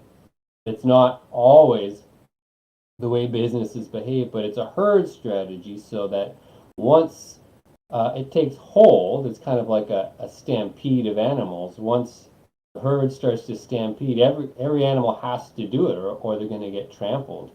It's kind of the same with inflation, is that once the business herd starts to raise prices as their route to profit, then everybody has to do it. But what's important is that this is a game with winners and losers always. So typically the biggest firms are able to raise prices the fastest. They almost always win out compared to small companies. And also, workers typically lose out in the short term. It's You think about wage bargaining. It's it takes typically years to renegotiate wages, especially unionized wages, whereas profits can go up in a second. So often what happens is that, this is what the evidence says, is that when there's inflation, businesses start to raise prices, but they don't just immediately share those profits with workers, they just keep it as extra profit. So when you look at it from this angle, then inflation always redistributes income.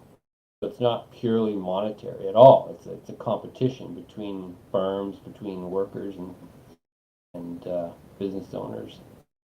Yeah, profit's the residual, right? So it has to, you like you said, you've got to agree to increase wages. Workers and the company have to agree, right? There has to be some decision. Mm. Whereas in a lot of ways, profits just emerge as what remains, so they can go up much more automatically.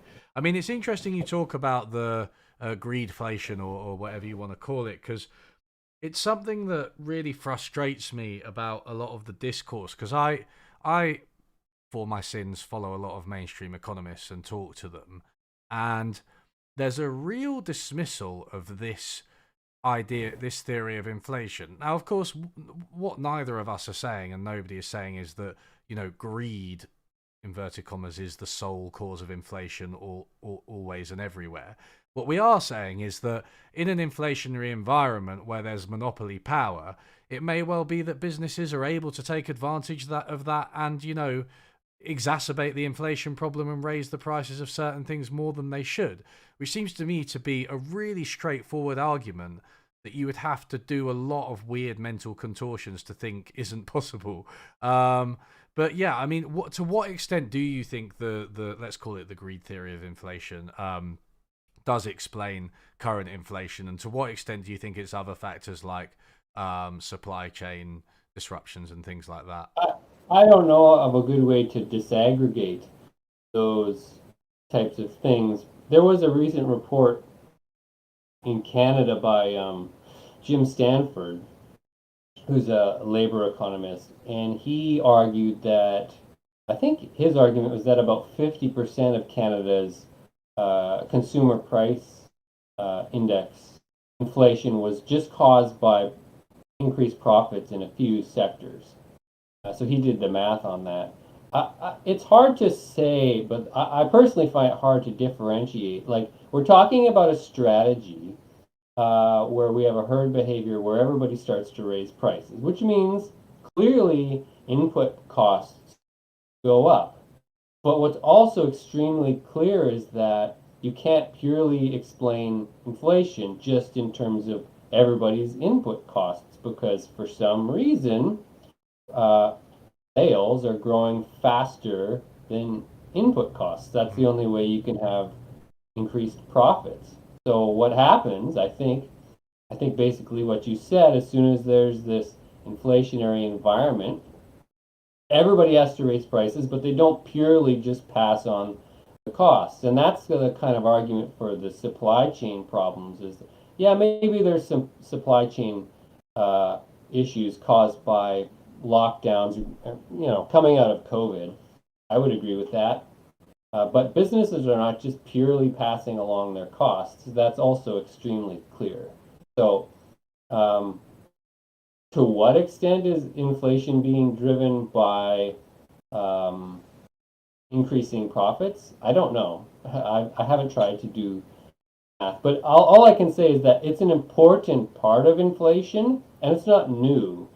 This is again from the capital as power research. This pattern goes back um, 5, 6 decades. That whenever we have bouts of inflation, large firms tend to do better. Their markup, so markup or profit margins, I guess a lot of people call it profit margins, increase faster than small firms, and also profit margins tend to increase faster than wages. This is not new. So there's nothing particularly new about post-COVID inflation. These Mm. patterns have been around for decades. They're just ignored by economists because the mainstream, they want to, even if they don't accept everything that Milton Friedman had to say about inflation, they want to think of it in terms of a macro level, basically too much money chasing too few goods.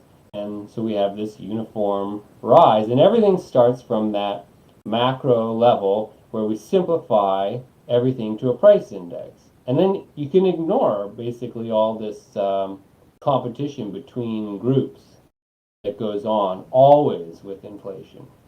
So Yeah. that's It is a a distributional phenomenon, isn't it? It always has different impacts on different groups, inflation, and I think that's underscored by how different it is in different sectors as well. mhm. I think it's interesting from the empirical work I've seen. A few people have done it. I think Jason Smith has done it. Do you know the guy Information Transfer Economics? Mhm. Also, I read a paper recently. I forget who it was, but it was from a Josh Mason blog post. And basically, the only time that it seems that inflation is a generalized phenomenon, as in, prices are all kind of moving in the same direction, is when you've got Mhm. very, very high inflation, right? When you've got like, a proper wage price spiral, even hyperinflation, then okay, it's one thing. All the prices are increasing at the same time. It's being driven, whether you buy into the monetarist explanation or not, it's just being driven by as a generalized phenomenon.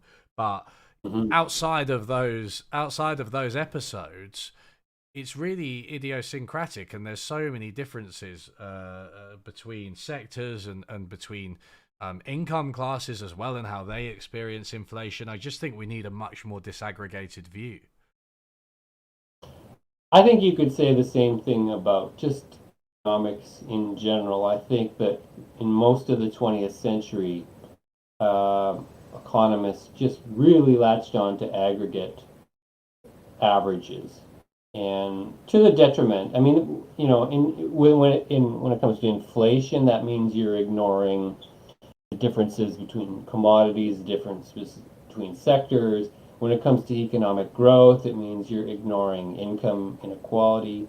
So, like, you look at the inequality literature in the 20th century, and it's just abysmal, like non existent, until really Piketty came along Yeah. at the end, late 90s, and started studying it. Nobody cared. The macroeconomists cared about economic growth. And I think that's, to me, it's an ideological bias because when you look at economic growth, you can talk about a rising tide lifting all boats. But if you study inequality, then you say, well, there's a tide coming in, but some people are in yachts and some people are in inner tube, and it's very unequal. So the same thing applies with inflation.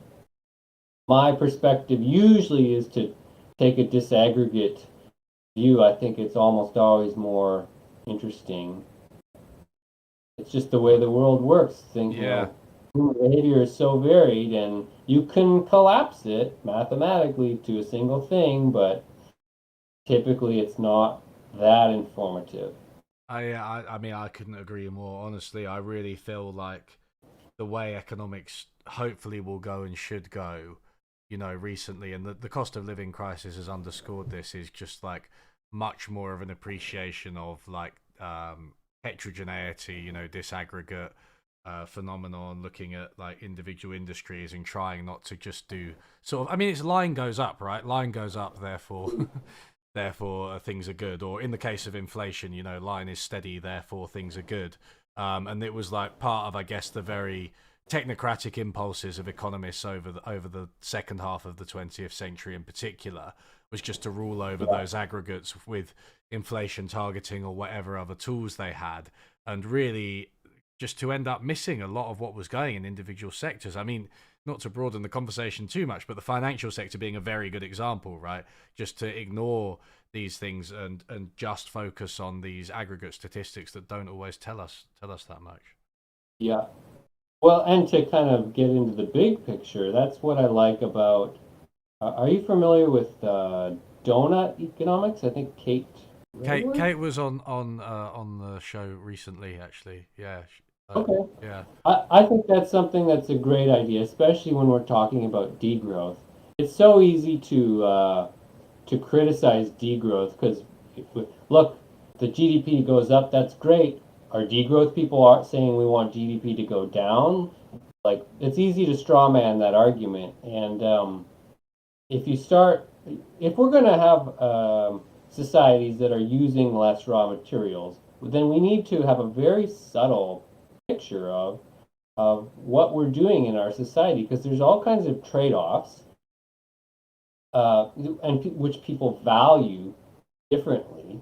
And so it doesn't make much sense to aggregate these types of things into any single measure of well-being. Certainly not GDP, but any other single measure I would say is a bit silly because people care about different things. So that's what I like about the donut economics or any disaggregate pictures that uh, if you keep all those individual raw numbers, some of them will go up, some of them will go down, and it's a political decision then, however we choose to decide, but it's a political decision how we choose to weight those outcomes. And I think the 20th century it made life so easy for politicians because look, we use more energy, we make more stuff, and we call that good. And most people went along for the ride because there were no clear uh, downfalls to it or problems with it until we discovered, that we're wrecking the earth. So now we know, yeah, okay, there's big problems. Uh, but we're not just going to say, okay, now from now on, everything goes down. Everything goes down. Nobody wants that. So no. I think, we need to be much more subtle. Yeah, absolutely. Yeah, the donut's a really good example. So not just in the environmental outcomes, which I talked about with Kay, but obviously you've got climate change, but you've also got biodiversity, ozone depletion, ocean acidification, deforestation, and so on. And you have to pay attention to all of those. It's what I guess what an economist might call lexicographic, right? It's like what they all have to be at a certain level. You can't just be like, oh, I'm gonna have this one go down, and we're gonna have loads of really acidic oceans but loads of trees, right? You can't, that doesn't Mm-hmm. work, right? And I think we want to think about our economy in the same way. So I mean, the inner part of the donut is about human needs and human rights and things like that, which I think I would class as similarly lexicographic. Like, we need all of them, we can't just trade off one against the other. And maybe one of the flaws with this aggregated thinking Yeah. is that it allows you to trade off one thing against the other far too Yeah. easily. Well, in a sense, it comes down to neoclassical welfare economics, right? Where Mm. the idea is that we can aggregate utility and then try to maximize it. This is a very old idea that goes back, I think, to Bentham, maybe even Yeah. John Stuart Mill, which is just kind of made more quantitative. But I think it's just a huge mistake in thinking that we can have some technocrat aggregate utility. I think it's absurd. I mean, that's why we have politics, is because we don't agree on what we value, of what we want. We want different things, which makes it very messy, right? Nobody, politics is so messy, and getting people to agree with different preferences and different values. God, it's messy. But I don't think there's an alternative. Neoclassical economics says, well, we can make this clean and easy. It's just all scientific. We'll just solve for maximum productivity given your preference function. Yeah. Yeah, the welfare economics. I mean, the welfare functions and things like that. I really don't rate a lot of that because it just depends on such strong assumptions about humans, and then it's one thing. Like we've said, you've emphasized modeling needs assumptions, right? But the problem with welfare economics is that it jumps straight to a prescriptive. It is a prescriptive exercise, right? So you're saying you can't make these strong assumptions and then be like, oh well, we should do this because we know that humans in the real world aren't the way they are in your welfare analysis. You can make assumptions and then say, okay, does this have some scientific value? Does it have some predictive power? That's fine. But the way Mm-hmm. welfare economics does it, it's like so the scientific and the normative are so intertwined, and so if the assumptions are false, then your conclusions about what we should do with the economy don't follow at all. Um, Mm-hmm. Blair, I was going to say I've asked people if they've got any questions for you. You okay to ask Mm-hmm. answer a few questions? So Sure. one person's asking, Derp Feast is asking about patriarchy. So you talked about hierarchy a lot, but you didn't mention patriarchy. So they were wondering, I guess, what you think about that, where it fits into maybe some of your work on income distribution. Well, I haven't studied it explicitly. Uh, well, no, I'll back up a bit. So it depends on how you define it. I've studied, for instance, the gender gap between the pay uh, gap between men and women. It's significant. I forget the exact figure. I think it's in the U.S. On average, women maybe make 75% of what men do. Now, I'm not talking about even for the same job, because there's all kinds of reasons that men and women earn different income, right? Because a Mm. lot of women tend to be part time, and um, they tend to work in lower paying jobs and that kind of thing. So there's this is an important thing to talk about. But then also there's tremendous uh, uh, differences within groups, right? So some men are CEOs of Fortune 500 companies, and some men uh, are have menial labor jobs, and the same is true of women. Now, that said, it would be interesting to study this in terms of hierarchy. So maybe that's what your question is getting at, right? As you get to the tops of hierarchies, it tends to be extremely male dominated. And I don't know the exact numbers, but like almost no, in the Fortune 500 companies, there's almost no women. Um, so in a sense, like climbing the hierarchy is a in a sense, I think a male trait. So I don't want to get into anything too controversial, but there's coming out of evolutionary biology, there's this idea that the urge to seek power is a very male trait because just the way the male reproduction works. And this is very controversial, I think, among social scientists, but not among biologists, right? A reliable way for males to increase their productivity is to sleep with more women. And and how do you get access to more women? Well, like check out the kings and the empires of old, right? They had massive harems. So the argument is that the urge to seek power is very intertwined with the male sex drive. Whereas for women, I think empirically have a less of an urge to seek power. And the biological argument is that it's because power doesn't help their reproductive success. Women tend for children. So, they can't spread their seed like men. So there's this asymmetry. So I don't think it's surprising at all that when you look at the tops of hierarchies, it's uh, almost exclusively men. Um, Yeah. would it? I don't know To if what if to the what how. Sorry, no, carry on, Blair. Well, then my counter argument would be, well, what would happen to hierarchies if we kind of got rid of that tendency and made them more gender balanced? I don't have any data on it, but my suspicion would be that there would be less despotism, I think. I think women are just less inclined to use power for their own gain. But I don't know. Um, I haven't seen any studies of that. Do you think that I mean the way you described it then I guess it was quite like naturalistic in a way. So I guess you know these hierarchies. I mean I don't know. I'm not a biologist. I don't know. Maybe there's something there in terms of male and female reproductive urges and how they relate to power. But you know we can still change those things, right? We can still change in modern labor markets, in particular, how they're organized. You know, look at something as simple as the entry of women into the workforce, right? Where there's been a Hmm. massive expansion. Yeah, women are still underrepresented to quite a great degree, but we've seen a lot of changes. I mean, do you see these hierarchies between men and women as changeable in the same way that you know the Oh hierarchies yeah. between workers So are? that's something that people often mischaracterize evolutionary arguments. So the argument is that it's the urge that is evolutionary, the urge to seek power. In the same way that there's a very clear male urge to be violent, right? The statistics are just overwhelming that men are more violent than women, and I think that's an evolutionary urge. But that doesn't mean that the urge can't be changed, right? That's we can suppress the urge to be violent with, all kinds of institutions and education and social shame.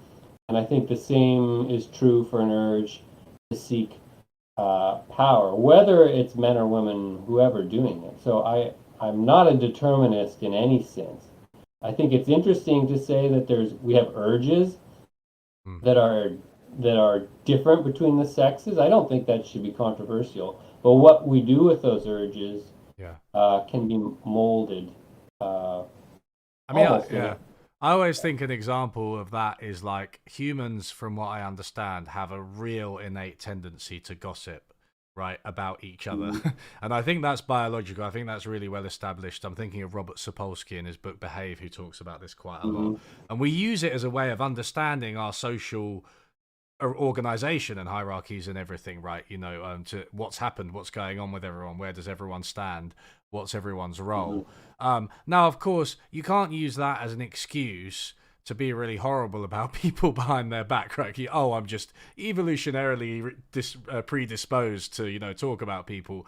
You know, that we have that tendency. That doesn't mean you then go from that to either a statement about like individual behavior or politically about how we should organize society. You know, they're two Yeah. dissonant things, right?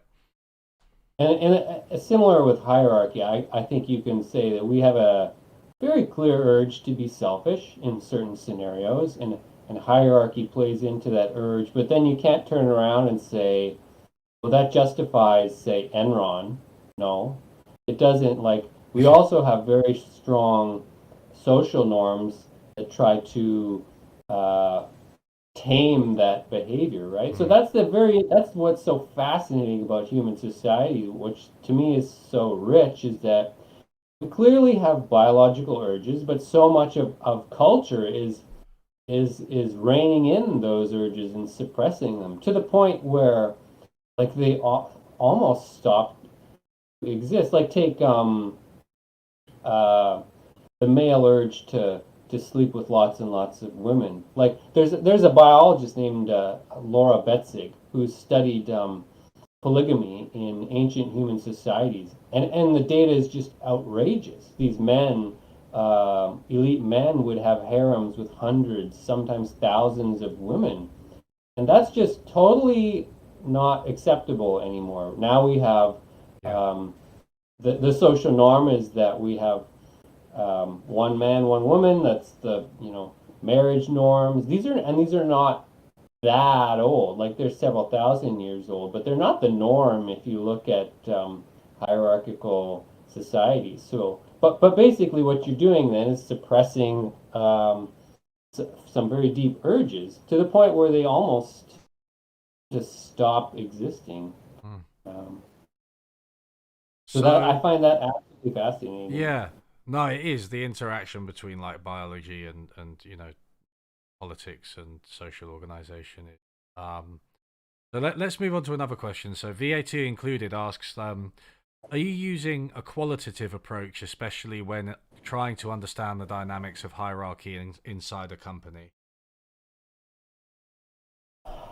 I am. I personally haven't done any research. I think that this would be a great place to do qualitative research. I personally haven't gone beyond armchair theorizing.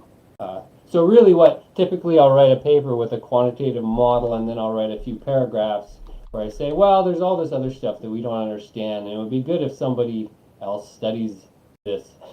But it's really not my thing. So the qualitative studies I think are That's a classic. That's fantastic. a classic academic approach, by the way, isn't it? Yeah, Someone else can exactly. do this. It's an It's the interesting easy way direction for out. future research. Yeah. But I'm not, so personally, I'm not somebody who does studies. I'm an analyst, right? That's my strong point is analyzing what other people have done. So I really think that people should, if you're going into grad school or you're an early career academic, like there's so much research on hierarchy that could be done. It's kind of unlike other areas of economics where like human capital theory, where just thousands and thousands of papers have been written. Like if you manage to go study hierarchy, however you do it, you're almost certainly going to be doing something new. And that's, I think, fantastic. But to answer your question, no, I haven't done any of that work. Yeah. Um, Let's go with one more question. So earlier you implied that economists like John Bates Clark were basically engaged in a process of confirmation bias. Do you think this is still prevalent today, even among data-driven economists? Brackets thinking of MMT here. Brackets. MT. Uh, I think that confirmation bias, so I'll be subtle here, I think is a problem in all the sciences. If you look at just the way science tends to progress, even when it would seem to be totally disconnected from human ideology, it's always a problem. I'll give you a very specific example. When Millikan, this US, I think he was an American. Anyway, he measured the charge on an electron with a fairly simple experiment. But it turns out that he got it wrong. He got the actual value wrong by quite a bit. But what happened is that over time, there was this slow march towards the correct value. So clear confirmation bias, that's not how statistics should work. If one scientist gets it wrong, there should be basically noise in all directions converging to the correct value. But we have this very linear march to the correct value. And what that means is that scientists that didn't get the value that was close to Millikan, because he was very famous, he won a Nobel Prize, they didn't publish. And then slowly we had this, okay, if the person X got a value that was so far away from Millikan, now I can publish one that's a little bit further. And eventually they converged on the right value, what we think is the right value. So this is, physics that is as far removed from politics as possible, but still there's sociological pressure to conform to the results of famous people. And in economics, it's just kind of as bad as it can get because the closer you are to power, the more this sociology matters.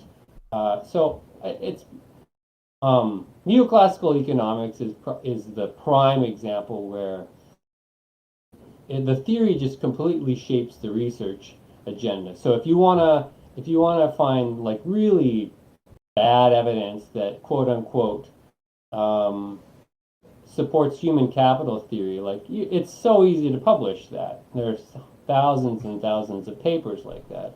But if you want to publish a paper that goes against the status quo, Well, I'll tell you from my own experience. I cannot publish in a mainstream journal. I tried.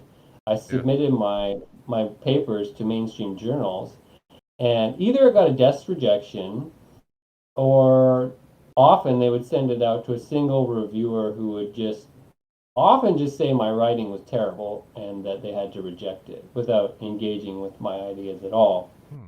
Which I'm not, a poet, but I'm not a bad writer. So, No, you're not. but I just And cannot also, publish. many published economics papers in mainstream journals are terribly written. So yeah. Right. So it was very clearly an ideological problem. My hypothesis was the wrong one, so the paper is unpublishable. So I will never publish my hierarchy research in a mainstream economics journal unless the field has a massive ideological shift and neoclassical economics is no longer dominant. So yeah, these ideologies shape the kind of research that you can do. Um, did you was MMT part of the question there? Well, it was mentioned in passing, just to say, basically, I think do you think that MMT is a biased? I think was the kind of implicit Oh, question. well, That's a real well, can of worms. yeah. Well, I don't know that bias uh, is the right word. Yeah, of course it's biased. So I think the way I come at economics is that everything is biased. We're doing very political research and we have political ideas. So I don't try to hide them. And MMT, I don't know that it gets everything right, but what I like about it is that for the most part the ideology is up front, whereas neoclassical economics tries to hide it. And you have to do a lot of work to figure out what the ideology is. Mm, Um, yeah, I don't tend know to if I agree. want to get into MMT No, though, no, because I'm it's probably too late for MMT talk. But yeah, yeah, no. So yeah, so I think that's that. You know, we've been chatting for 2 hours. We've actually touched on everything I wanted to, which is great. So thanks so much, Blair. I've really enjoyed this conversation.